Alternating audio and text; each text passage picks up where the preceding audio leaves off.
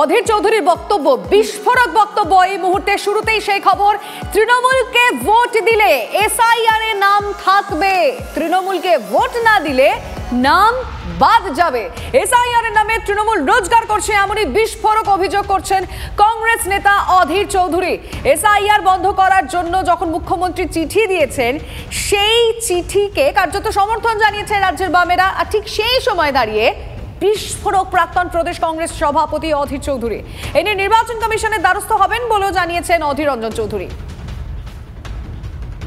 দায়িত্ব নিয়ে সব বিএলএ সব জায়গায় আমাদের তো নেই, তাদেরকে তো আসতে দেওয়া হয় না, আসতে গেলে পুলিশদের ধমকি দেওয়া হচ্ছে। আর যারা আসছে সাহায্য নিতে তাদেরকে বলে দেওয়া হচ্ছে এসআইআর এর নাম ঢোকাবো, ভোট দিবি তো। তাদের কাছে ঘুষ নেওয়া হচ্ছে, কোথাও 100 কোথাও 500 এসআইআর এর নাম ঢোকানোর জন্য। কে করছে? তৃণমূল।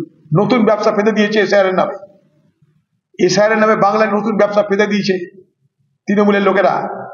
বুথে বুথে এসআইআর করার প্রক্রিয়ায় নোট খাওয়া চলছে, নোট। আর ভোটার তোদেরকে করবো আমরা যদি তোরা ভোট দিস, সেই প্রতিশ্রুতি দিতে হচ্ছে তাদেরকে, সে ভোটারদেরকে। অর্থাৎ দিদির দল এসআইআর এর নামে ভোট করতে নেমে গেছে। তাই দিদি যা বলছে এগুলো খালি মুখের ঢপবাজি।